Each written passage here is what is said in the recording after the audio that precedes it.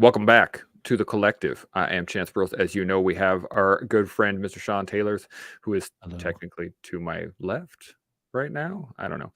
And we got our good friend Dre down there, Mr. Gray Man Dad. He's going to be helping us out, chatting with some stuff as well.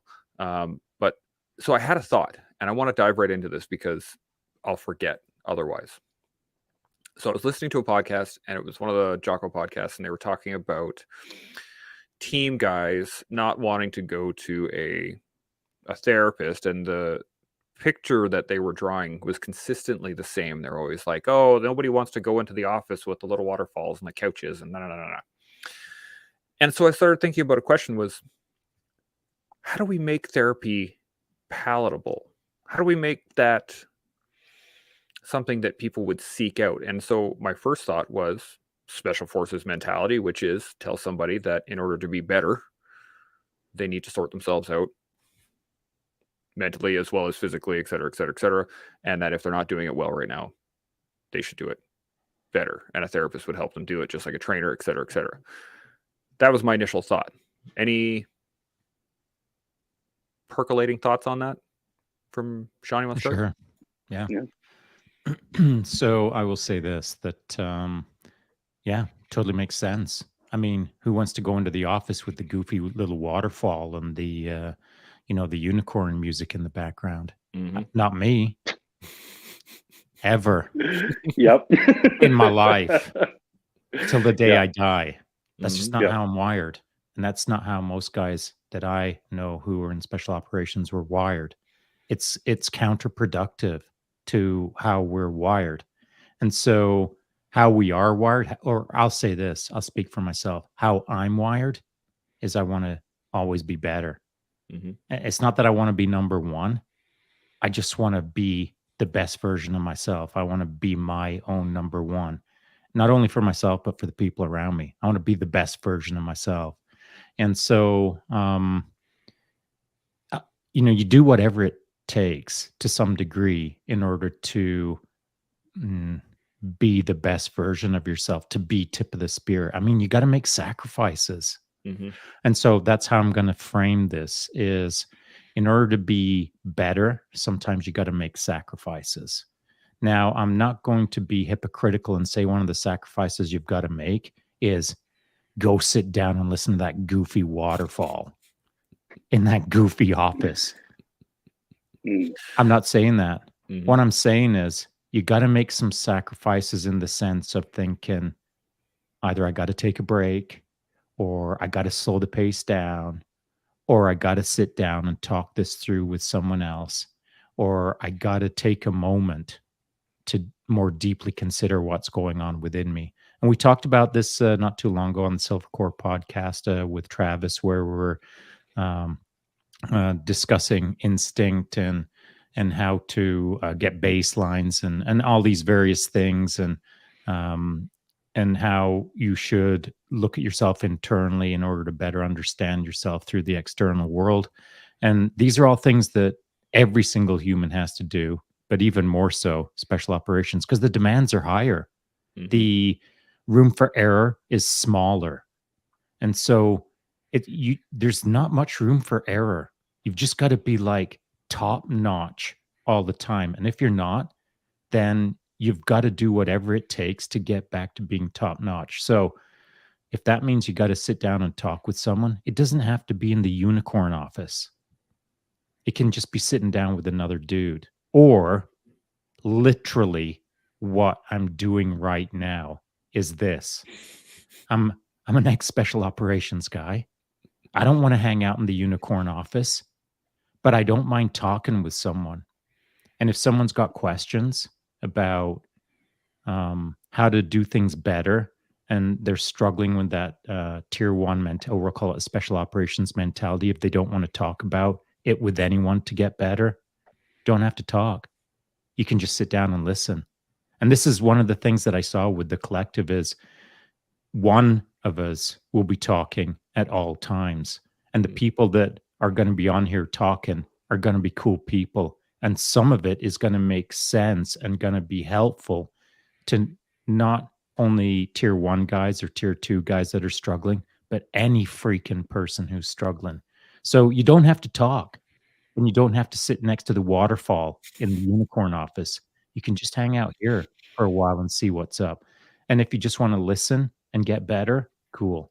If you want to sit and listen and then ask a question from time to time, cool. If you want to do it via DM, if you want to hit our IG DM, if you want throw a comment down, if you want to hit Chance, all of these, you want to hit me, you want to hit Dre, you want to hit a guest, hit us up. And that's why we're here, is to be helpful. Absolutely. Yeah. Dre, got any points on that at all? Yeah, absolutely. So, like, for myself, I'm part of a group. I believe it's called BC Whiskey Wizards. And for those who aren't familiar with that group, it's kind of like a brotherhood where guys are just trying to find, help. And it doesn't matter whether it's like, hey, I need help moving stuff.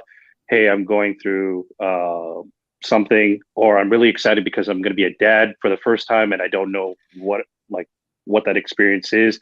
Can I get some advice or help? The great thing about that group in particular is that there is hundreds and hundreds, if not thousands of guys just willing at a drop of a hat, just ready, like here in British Columbia, just ready to help that individual. And so what I like about the collective is that we have that sort of brotherhood, but it's not a brotherhood because it's not all about men.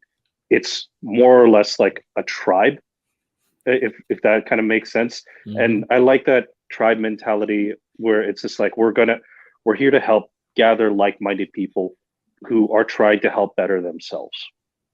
And so, like, to your point, Shaun, it's like you don't always have to go into the to the office with the waterfall, the gentle music and everything. Realistically, it's normalizing the fact that, hey, we all got trauma, and especially for the tier one, the guys that are coming out of the military and just trying to figure out, okay, how do I go back into civilian life? Because I've talked to friends, I've talked to family members who, like one of my cousins in the States, just trying to assimilate back into a civilian life. It's difficult, like as you guys have both pointed out. But then finding guys who are willing to talk about it, who have been out for a while and have shared their experience and say, brother, this is the transition that you're going to go through. Like, these are the highs that you're going to experience. These are the very, very lows that you're going to experience when you're first getting out. And this is how you deal with it.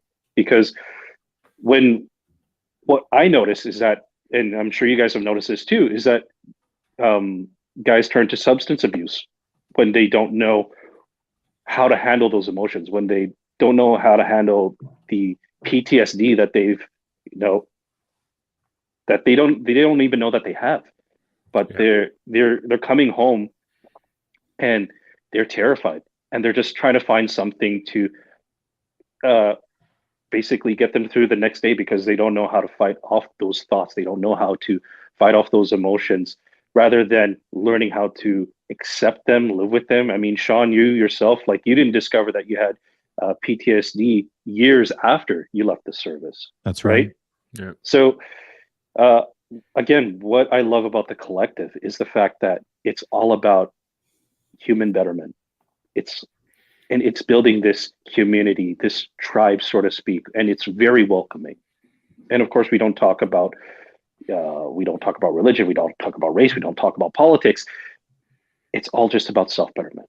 Yeah. And I think moving forward, like as Shaun, you're saying, like having guys reach out to the collective and saying, hey, I'm going through this. Like, what are some of the habits or the steps that you take in order to go get through this? Like, help educate me. And having guys in the collective share their different thoughts.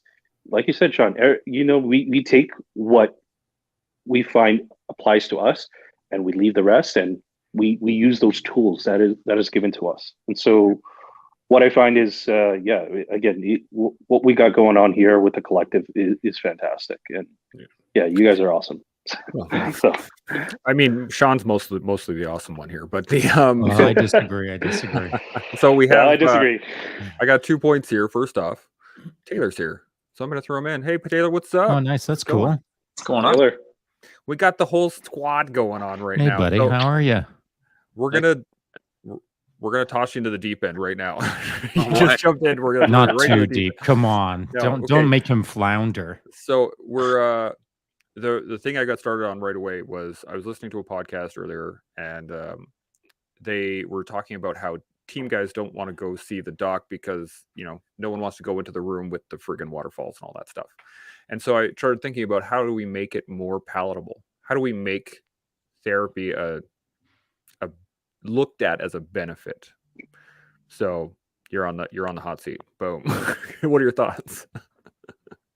I've been thinking about this for a couple of years now, and the main thing, and I think I talked to you about this a bit before, Chance, is like, to me, the main thing is mental health needs to go beyond being like a buzzword and the green card and like these little things that we drop and say, yeah, I checked that box, and it was good.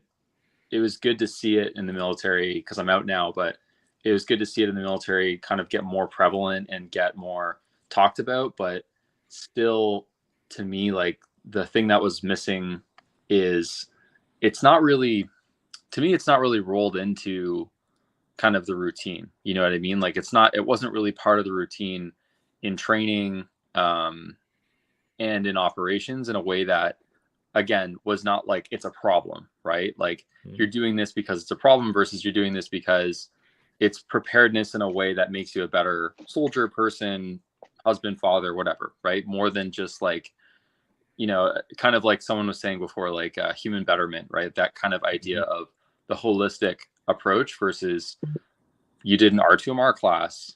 Cool. You know what I mean? Like that's the way I look at it, but I don't have any data to back it up. I'm still trying to get it implemented with the work I'm doing so that I can see if I can get data to show that this is a path to, not only changing the culture, but getting people to face their mental health and face what they're good and not good at in their mental health earlier than when it's like, to me, when most Army guys are like, oh, there's a problem, I should probably eventually deal with that. Oh, there's a really big problem. Okay, now maybe I'll take a look at it. Oh, everyone else is telling me there's a problem. Yeah. Okay, now I'll actually call someone. That's a great point, and that's almost the exact sequence that I was just thinking about it as you were going. Was we do it physically too, right? Like, my knee kind of hurts on a run. It's okay, whatever.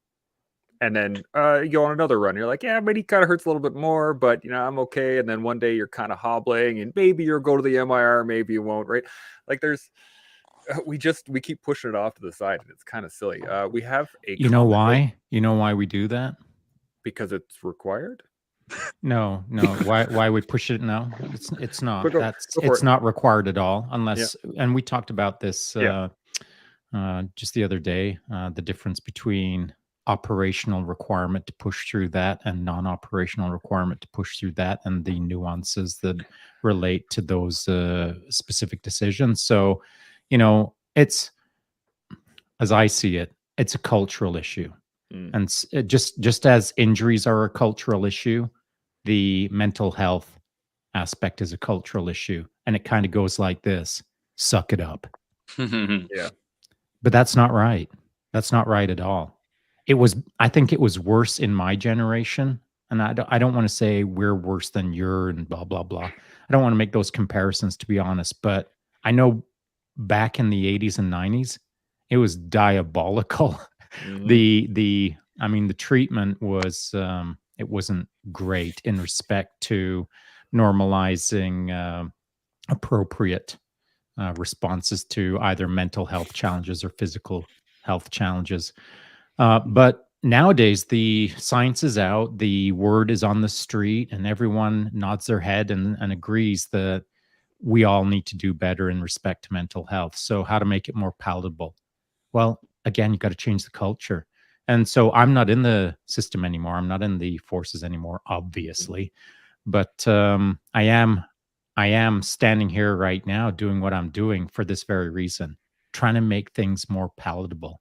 And one of the weird things to me, at least, I didn't realize it was going to be a thing until I kind of kicked this off a while ago when I started getting onto the social medias, was people were saying to me, wow, dude, you're really making yourself vulnerable for a tier 1 guy. I was like, what? What are you talking about? And I heard that so many times that I started to realize that, oh, I guess that maybe that's a thing. Maybe that's a role that I'm now playing. I guess now I'm the tier 1 guy who's gonna make himself vulnerable on the internet and talk about how we can all do it better. It's not what I wanted to do, but that's kind of what I'm doing because it needs to be done. Got to change the culture out there. Yeah. And just because someone gets a label like badass or hard ass or ass kicker or whatever, not me, someone else, they get that label. That doesn't mean that you're like a robot. It just means that you're probably struggling more than other people around you because you're taking on way more load than the average person. And so if anyone needs therapy, it would be the tip of the spear. And if there's any greater reluctance to get therapy, it would be the tip of the spear, at least in my day. So it may be the same. And I think again, I think it's a cultural issue that needs to change. And it's not, I don't see talking about these kind of things as being weak. Actually, I see it as being strong, having the courage to talk about it. You know what I mean? Like you can kick down as many doors as you want, but if you ain't helping the guy next to you, what's it all about? So I think it's a case of changing the culture. I couldn't agree more. We got a quick comment that actually lays right into that. And sometimes the mission changes and is about yourself and how you were doing, but the concept of the team still remains. The team accomplishes what the individual can't. I think that's a great point. Anybody got any comments on that? No, agreed. Agree. Other than we agree. Absolutely, because like again, like what Shaun was saying is just normalizing the fact that, hey, everybody struggles, right? And when a brother's down, it's like, what do we always do? Doesn't matter if you're in the military or not, you pick them up. Because what we're finding more and more now is that like the demonization of men, and it's like, well, if men are like, if men are being demonized and we're not finding that support, just finding a brotherhood or a tribe that we can go to, get that kind of community help. Just it brings us up. We're less likely to have those suicidal tendencies or go into that depressive state where we turn to substance abuse. And even then, when like things come up where substance abuse becomes a thing, it only takes a few brothers or even one brother to, pull you, by your collar and say, "What the hell are you doing? Get your head out of your ass. You're better than this. I've known you for how many years or how long." It's like when you get a brother that's, in the fight with you, that wants to see you do better, it hold you accountable, kind of like how you were back, in the military. You kind of wake up to that thought. It's like, man, you're right. Like I need to focus. And yeah, it's one of those things that we just need to have more brotherhood. We need to have or not brotherhood. We just need to share a lot more. And when we see guys struggle, not only do we need to share and commune and all of that good stuff, we need to freaking hold each other accountable. Yeah, I do every day. If someone hits me up in my DMs and has a story and they need some help or I can help them or whatever the case is, it's not a one-way street, man. I don't like pour myself into a person and then say, "Good luck. I'll talk to you tomorrow." I freaking hold them accountable. You want to hit me up? It's a two-way street now. I'm kind of like, now I'm in coach mode.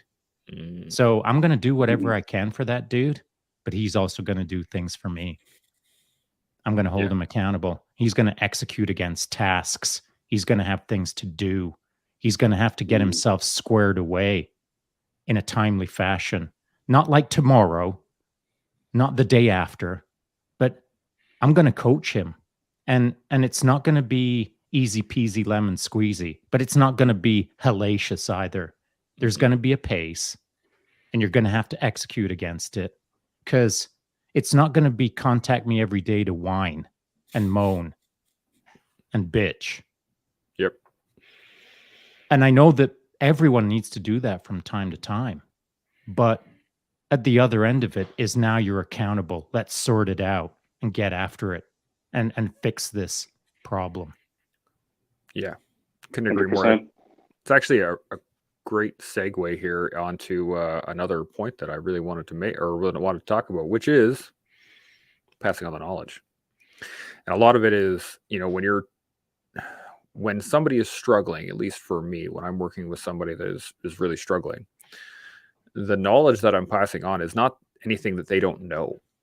And all I really do is point out stuff that they already know, that they have already acknowledged and have already like, yep, okay, yeah, no, that's right. Yeah, that's right.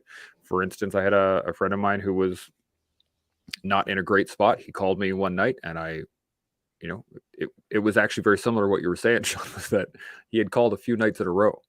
And it would have been just like, oh, my life is horrible. Oh, my thing is, this is bad. And I just was like, man, what have you actually done? And then you start working on knowledge once they actually realize that they're making the choice to do nothing. Then you can start passing on knowledge. But there's a point where they're just whining. So how do you break through that? How do you get through the whine and into the knowledge?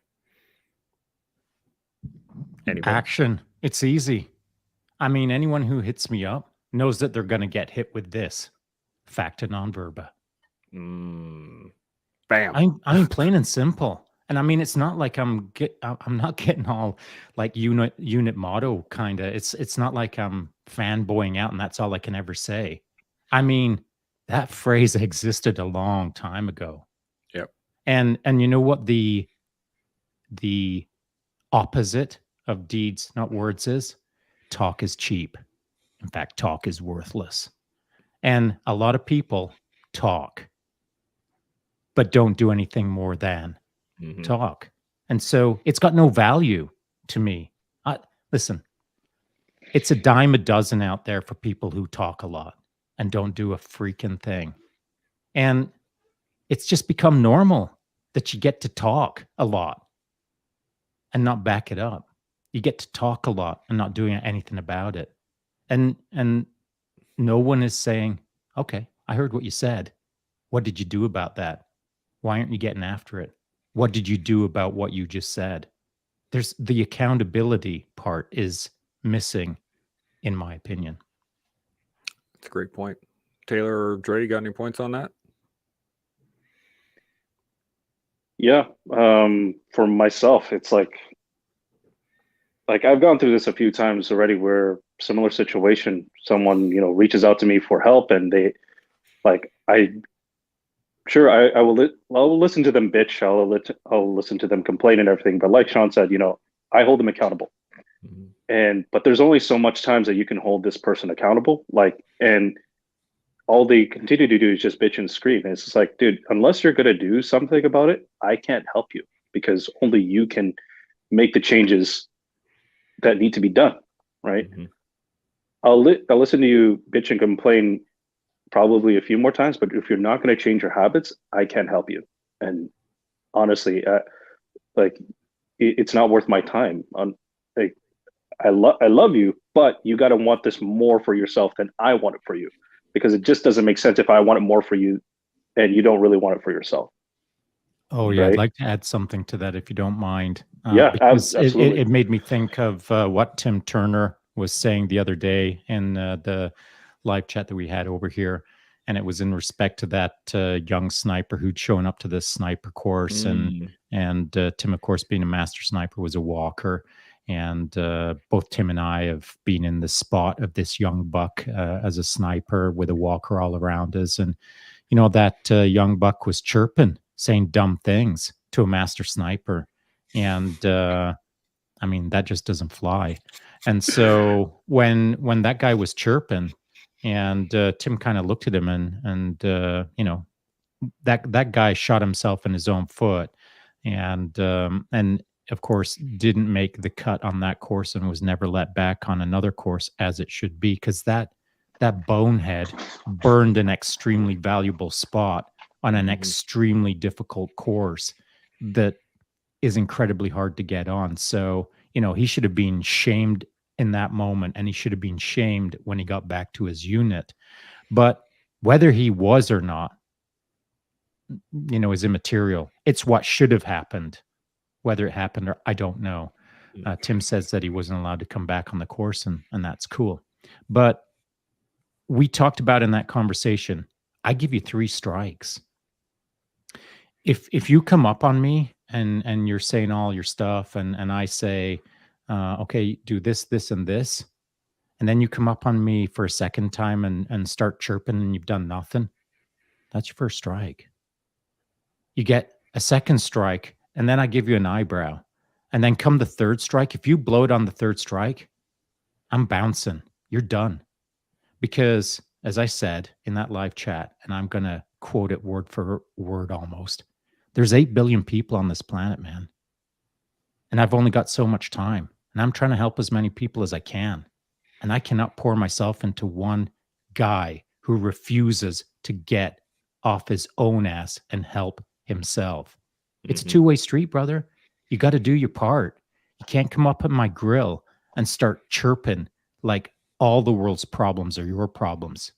Now you're my problem. Let's get to work. But if you don't want to work, bounce. Yep. Anything to add there, Taylor? Awfully quiet, sitting in the corner. No, I love it. I mean, it's awesome stuff. Action is extremely important when we're talking about trying to make changes in your life. And a lot of people contemplate those actions, contemplate those changes, but don't have a motivation, right? So like, I can't remember where I first heard it, but like drive versus motivation is something that once I realized there's a difference, I was like, oh, that's so like today I feel good, I'm going to go work out. That's motivation, right? Versus I have a goal and I'm relentlessly in pursuit of that goal. And so it doesn't matter if I don't feel good, I'm going to keep doing it. I think if there was a bit more of that kind of information passed on earlier in people's lives and careers, I think they might have some more of the tools to pick themselves up when they're in those positions, because sometimes people can be told all the right things, and this is just in my experience, but like they can't pick themselves up because they still don't have the tool in their own mind that kind of says, yeah, this is what you can do about it, even though they're being told all the right things, maybe by super qualified people. So I don't know if that helps anybody, because to me, it was like, once I realized that motivation isn't enough and motivation is fleeting, it was like, okay, so if you don't really, really want to do something, or if you don't know if you want to do something or not, like those are 2 different things. And you can only contemplate something so much. And then there's also this concept of like negotiating with yourself, right? And like, how do I set myself up so that I have to negotiate with myself in like the least ways possible? So like, for example, if I like put my workout gear together and just like have it sitting next to the door, then when I get up, it's like pretty hard to say I can't go work out. You know what I mean? It's like you've kind of left yourself with no other option than to go do that. And to me, like working out is what I come back to, because of all the stuff that I've dealt with and the therapy and the different methods I've tried. Like that's the cheapest, most consistent thing that I found that helps, right? Is just like, go work out, go find the time and do it for yourself. So anyway, those are my thoughts. Absolutely. I'd like to add a little bit more. Not Giver. Everything that's been said, I've yet to disagree with. It's just that I feel like we can keep building a little bit deeper, adding a little bit more. I think a more well-rounded conversation is always valuable. So one of the things that I was thinking when you were chatting, Taylor, is, and again, specific to this passing on the knowledge, one of the things that I see not being successful out there or having very little success out there is someone passing on the knowledge who doesn't use leadership by example. And so let me paint a picture. You're a young buck, you're in the military, you're in your first year, you're standing on the parade square. It's PT, it's morning PT, it's 0530 or whatever the case is, about to head out for that run. And your platoon warrant officer has got you all formed up. You're all in your, your sweatpants of the day. And the platoon warrant officer is packing on about an extra 100 pounds. And you know he's not going to go for the run. He's only forming you up to say you're all going for a run. And then as soon as the run starts, he's walking. He's bounced. He's not attending. So it's not leadership by example. You only have to do that for a week as a platoon warrant officer. And all of a sudden, the respect starts slipping. And so now you've got a year later, 2 years later, 7 years later, somebody standing in front of you who you absolutely don't respect because he's not walking the talk. He's just talking. And so then the passing on the knowledge aspect is now coming from a guy who is only talking instead of walking the knowledge. And the respect for that individual diminishes to a degree where at some point, anything that dude's got to say, you don't want to hear it because he's not living what he's saying. And so I think the important aspect of passing on the knowledge is also simultaneously or in parallel, leading the way, using the knowledge that you're passing on to the others around you. You can't talk about how to climb a rope if you've never climbed a rope. And you can't just climb a rope once. You've got to demonstrate it through leadership on how to do it the most efficient and effective way possible so that all those around you can see that your words connect to actions and your actions or your deeds create outcomes. Yeah. You know, I just had a thought on that actually, is that passing on knowledge is, it can be active, right? I can teach you something. But what it really is that it is a passive skill set. And that if you are passing on knowledge of not doing your job, by not acting like you're doing your job, and actually the example you gave, Shaun, that actually happened to me. Dude, it's happened to everyone, like 1 bajillion times. And the funny thing is that in that instance, that's what he is passing on. That's what that warrant is passing on, is to do as I say, not as I do. Always. And then because of that, that next generation does the same thing. And that next generation does this. And it's like, it's no wonder that we're having an issue in the Canadian Forces right now with retention and all these things, because a lot of that. And that's what we're supposed to be doing here right now, by the way. Like today, in this, and yesterday, and in tomorrow's, is we're supposed to be passing on knowledge, not just through cheap, idle words that don't mean anything because we've never lived it ourselves. We're supposed to be passing on knowledge, leadership by example. I can't talk about mental health struggles out of a book. I mean, I can't be the therapist of the day if I just got out of university. Yeah.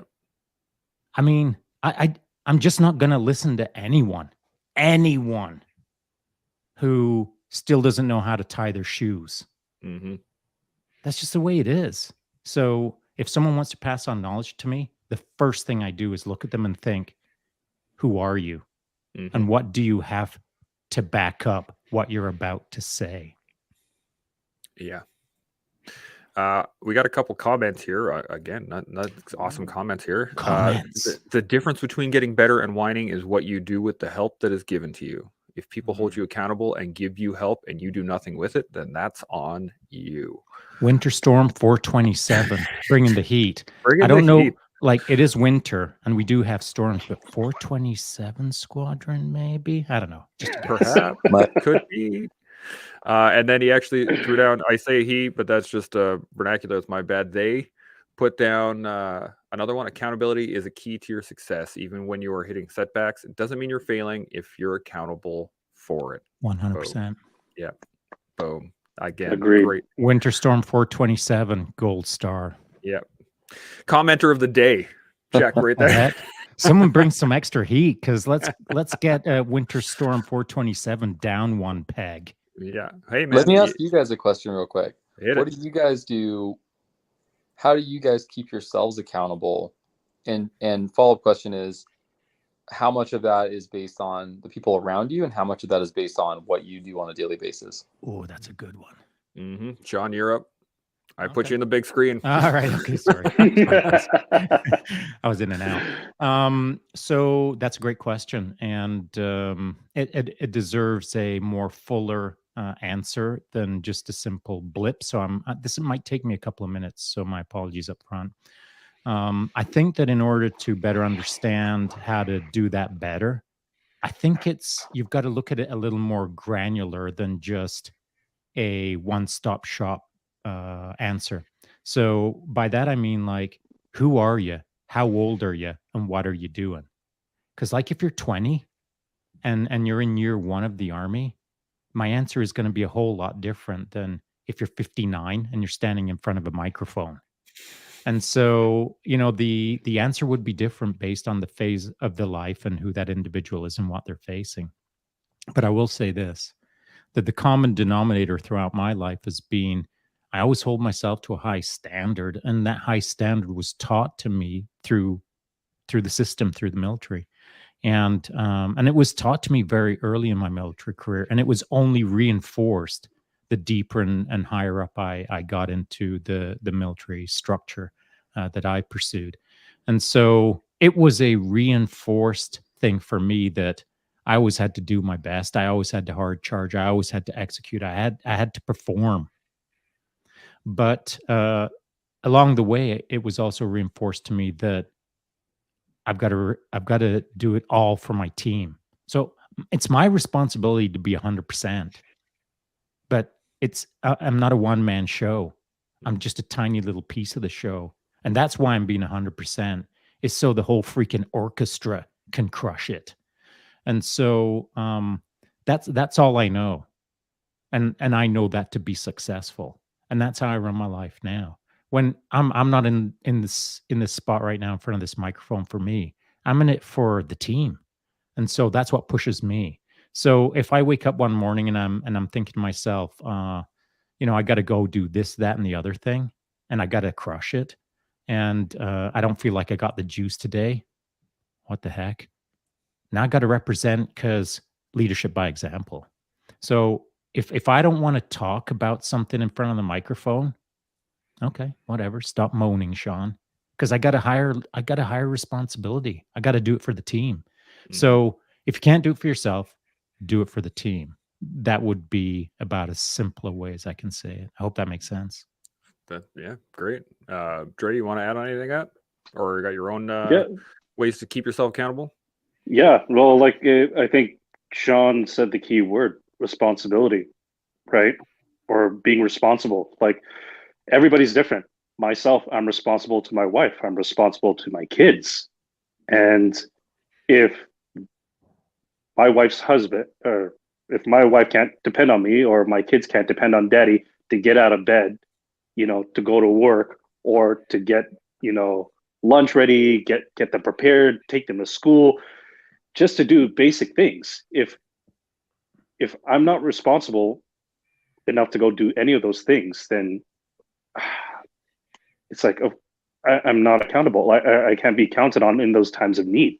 Mm-hmm. So it's like like I said, everybody's different. Like, if you're a single guy, it's like, what are your responsibilities, and are they deep enough to build not just an emotional response, but a logical response that, like, okay, I need to go take care of this.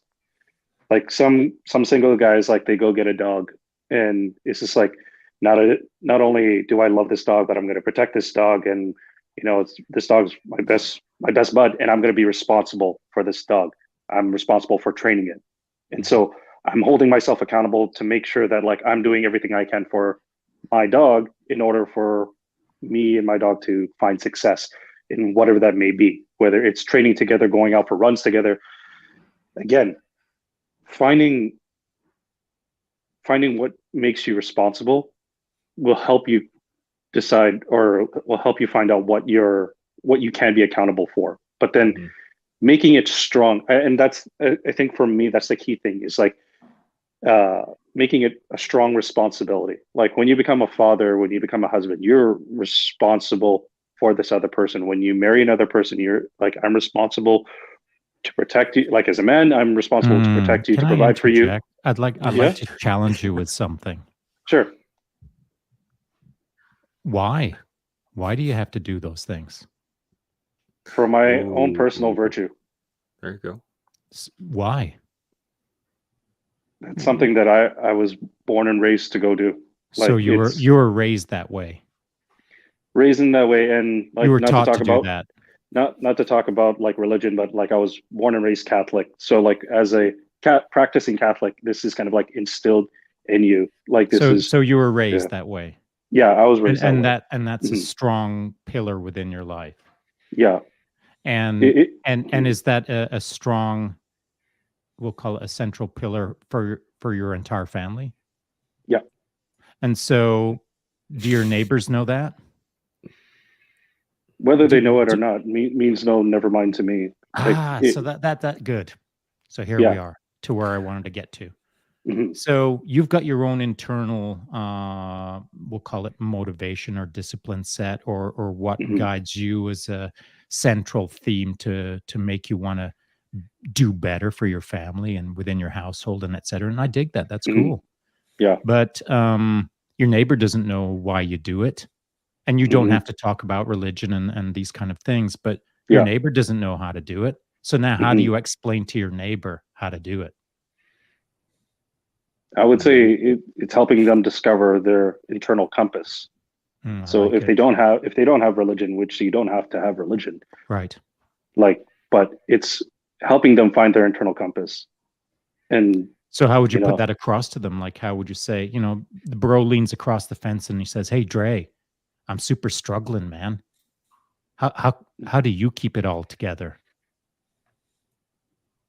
Personally,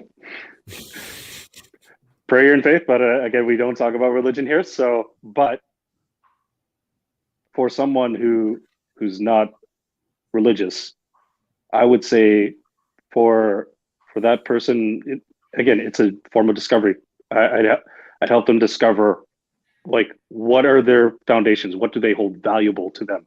Because, like you said, what you hold valuable to yourself, what you consider your pillar, it would not necessarily be my pillar, or vice versa.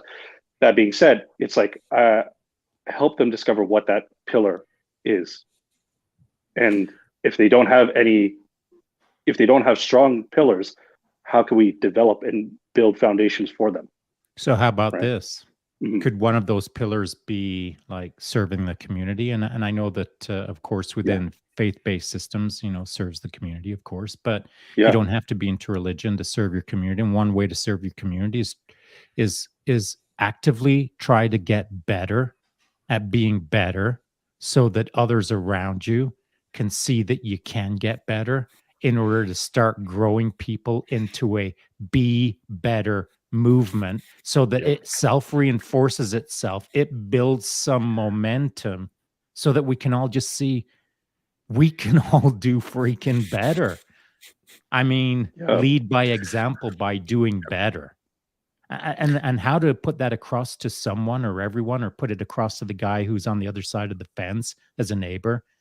I mean, there's many different ways that you can do it, but centrally as a theme, I see that as being pretty critical for anyone to, or as a group, or as a community, or as a nation, or as a world, to move further ahead. We got to start inspiring each other to do better.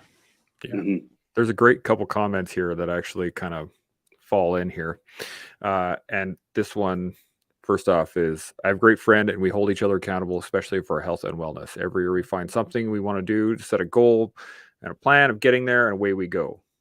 So this year is a half marathon, then backpacking, the Skyline Trail in Jasper, both 53. We still get after it. And when we falter, we use constructive criticism to keep and then each other going.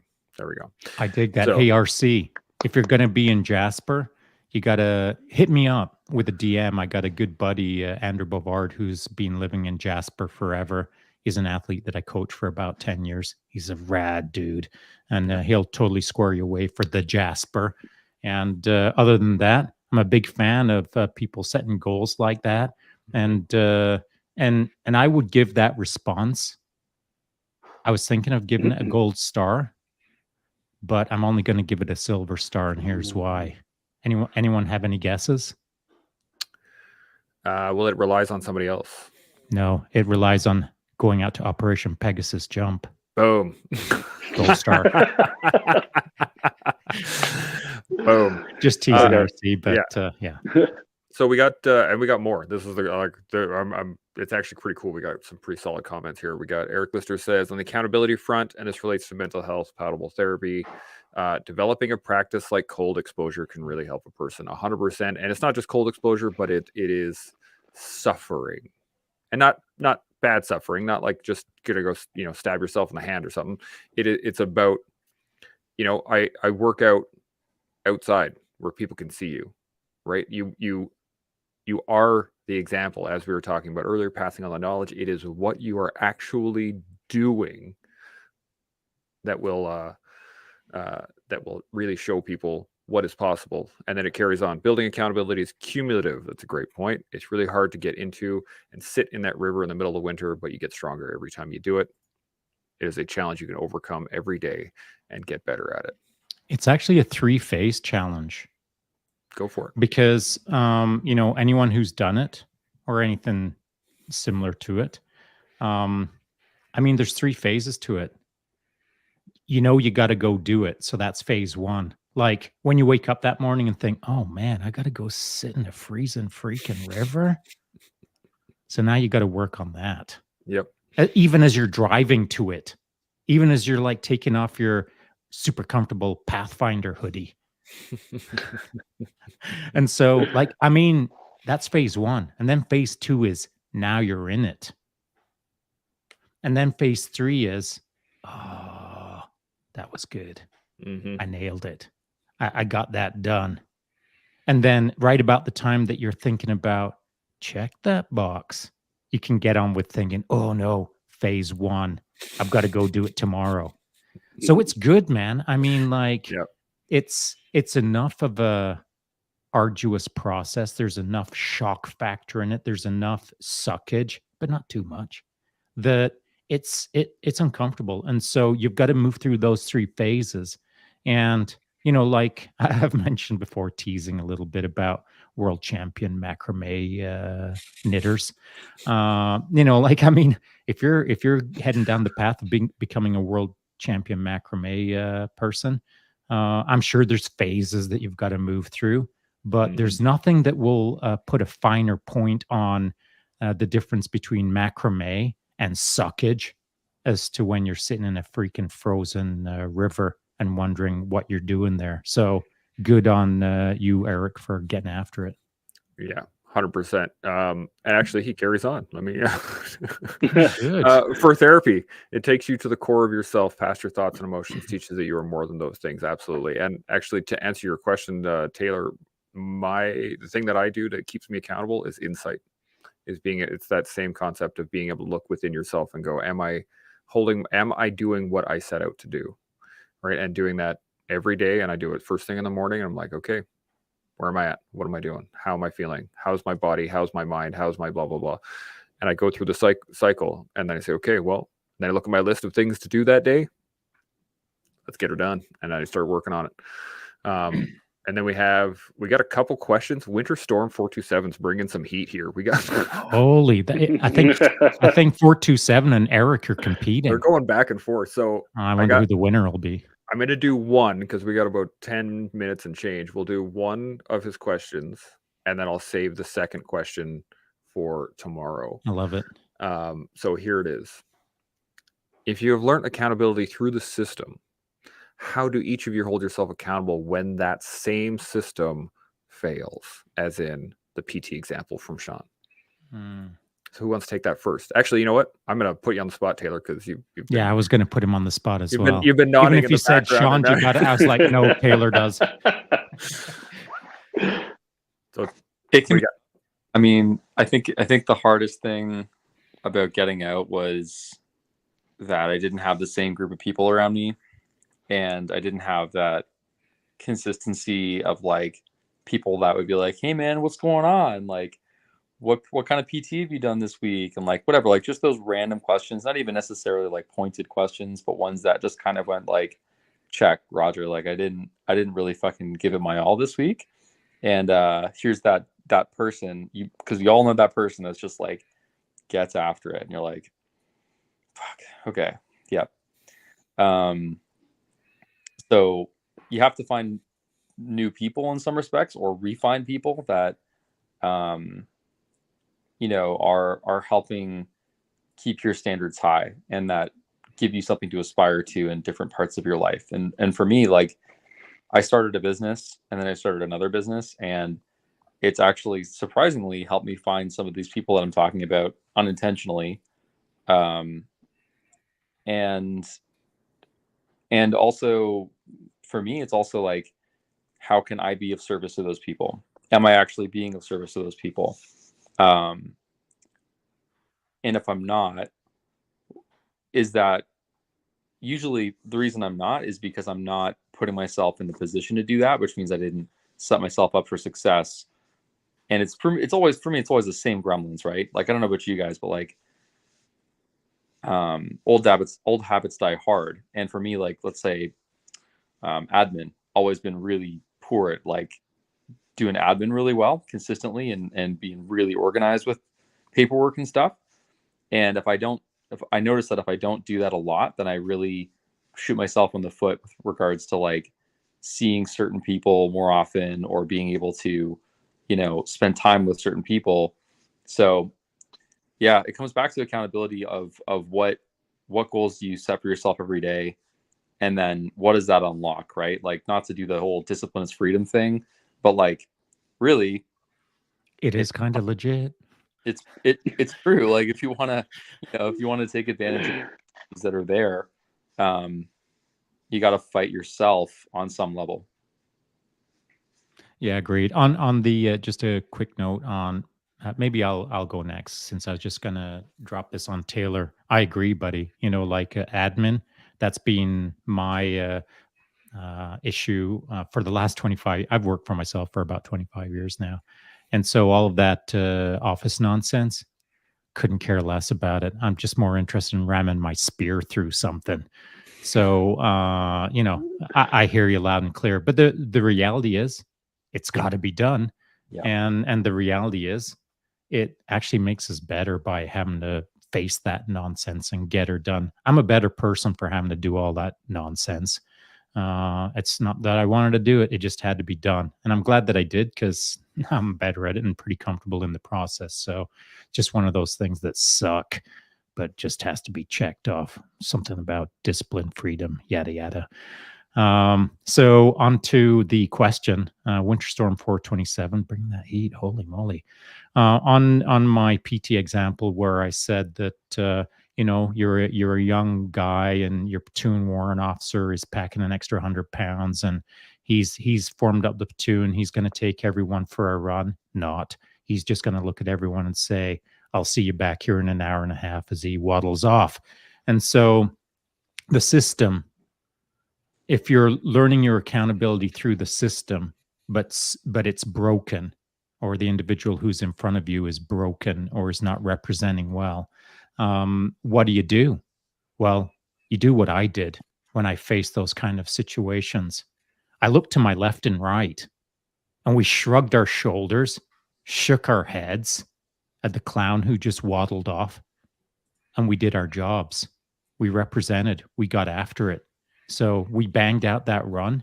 And if there was no one leading us, we led ourselves. And not just led ourselves blindly, but we led ourselves as an organism that was cooperating together on our left and rights.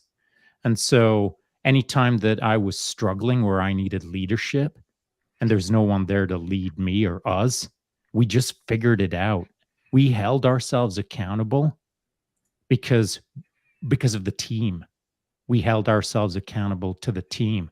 And even if we were flailing a little bit individually as a united organism or as a team, we still got it done. Now, it may not have been optimal, but it was still notable. And that's all that counts is every day you just chip away, get the job done.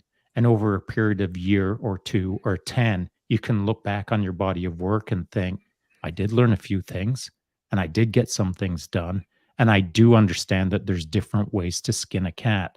And so, you can hold yourself accountable. You can hold yourself accountable based on not letting the guy in front of you wear you down because of his nonsense, or you can hold yourself accountable based on the team around you, just trying to do your part on their behalf.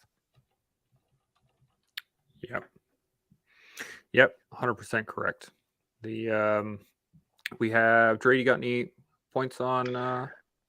I can't add anything to that. You guys kind of nailed it on the head. But let's go into the second question because I'm kind of curious what that second question is. Okay, if you guys good with that, we got some time. We'll jump into the second question. I'd say if it's a short one, yeah, because I see about 3.5 minutes left. Yeah. Mm-hmm. Yeah, we're gonna have to push it into tomorrow's because into tomorrow. Okay. Let me refine the question for you, Dre. Not the system that is failing you all around you, but how are you failing yourself in your own accountability? Feel free to grab the fire extinguisher. Bring in the heat. For me, how I'm failing my accountability would be when I don't stick to my schedules. So, like, I'll be honest right now, I'm very behind on a lot of filming, and really I shouldn't be on here, but I really want to go join you guys on the collective. I should actually be doing more filming, but yeah. Regardless, I am behind on some of the projects that I want to go get done and some of the content that I'm trying to create. And so when I'm not sticking to the schedule, otherworldly things happen, and it shouldn't be an excuse like Christmas, like New Year's and time with the family and stuff. It takes away from me. And so like I need to kind of make up with it by sacrificing sleep, for example. Like I'm not getting as much sleep, and so then the decline in my work happens, and so it's not as good. So just trying to find that balance. But for me, it's finding a routine, having a schedule, sticking to it, and no matter what, you just stick to it because you know that it's going to lead to your success. Do you mind if I ask you another not challenging question, but a refining question this time? Mm-hmm. It's do you think that there's some slippage based on the fact that you've got everything optimized and you have everything correctly prioritized? Or do you think that you have room for improvement on your prioritization of tasks? I have room for prioritization of tasks because I'm still trying to be a dad full time. I'm still trying to be a content creator full time, and unfortunately, due to my wife's declining health, there's not really much that I can do. But just try to be everything at all times, right? So when most guys struggle with these kind of things, and I'm not saying that your life is easy. That's absolutely not what I'm saying. I don't think anyone's life is that easy. But usually when there's slippage and a guy is bummed out because of the slippage, it's usually because they haven't shifted their priorities in order to remove some of that bummer out of their life. And so let me just throw something at you super quick. Shifting your priorities isn't carved in stone. Like you can just shift your priorities today, like just this afternoon. Yeah. Randomly scramble your priorities so that you can throw something to the top, bang out an extra 3% on it, and then end the day thinking, hey, I got that done. I mean, life should feel like you're accomplishing things. And it should be things that you're accomplishing against a list of your own choosing. And so to prioritize properly, the stuff that's the most important should be at the top. But sometimes that stuff that you've made super important at the top is so freaking massive that you don't see any gain on it. You don't see any forward momentum on it. It's a Titanic's worth of workload, and you're just walking up the gangplank. And so, that those kind of priorities sometimes just juggle it. Throw something Mhm. else up at the top that you can crack out a few percents on it and end the day thinking, check. Mm-hmm. That is a 100%. great point. So we're just over an hour right now, almost 45 seconds in. But I wanted to first off thank everyone for being here. Taylor, Dre, Shaun, me. Thank you all. But on top of that, I want to thank everybody for the comments and the questions and being a part of the collective, because that's what it's all about. We got a couple in the bank for tomorrow. So Winter Storm 427 will be getting to you tomorrow. Your second question. Winner, chicken Right. dinner. But we also have Jenny Mac 222. I didn't put her question up there, but we got a couple here. So we're gonna jump in on those tomorrow. What is as going well. on? It's like Are- people are Are things part actually of this. does this even work? Is this how it's supposed to work? I think it might be the design in which we kind of create. Well, that's just my thought, but I Let's do see really where it appreciate. goes. Yeah, we'll see what happens. So if I didn't get to your question today, we will get to it tomorrow. If you have any other questions, again, as Shaun said in the beginning, shoot us a message. Hit us up on Instagram. Hit us up on the YouTube here. Hit us up on whatever. And oh, don't forget, like, subscribe, hit the little notification bell thing, all that good stuff. Smash that button.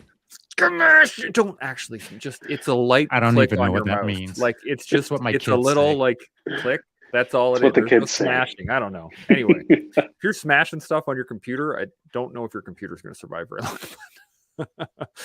But I do really appreciate everybody for commenting, questions, and being a part of this. We had quite a few people actually watching through the whole thing, which is fantastic. So Wow. it's happening, man. It's happening. Hey, boys, Dre and Taylor. Yes. Thanks for joining us. And I don't mean that lightly. It's not like check that box. I said it. I'm legit saying it for reals. Thanks for joining us. And here's why. Because this is what it's all about for me, is sharing time with cool people. And it's not only that, it's also I wouldn't enjoy it as much if there weren't cool people to chat with and see where it goes. Because like I don't have an agenda, and I've got about another 500 odd of these to go this year. So bring it, boys. I love it. Thanks for showing up. I really appreciate it. Yeah, absolutely. Yeah, it's absolutely an honor to chat with you guys. Anytime. Honestly, open invites. If you guys want to jump on, we're going to be doing this every day. So as best as we can. And we'll get you in here. It'll be Come good. and join the Fonzie gang. Yeah, man. Hey, It's the cool gang. Yeah. Thanks so much, Chance and Shaun and Taylor, of course. Thanks for having me on. I really do appreciate it. And yeah, I look forward to working with you guys more. Yeah, nice to meet you guys. All right. We'll see y'all tomorrow.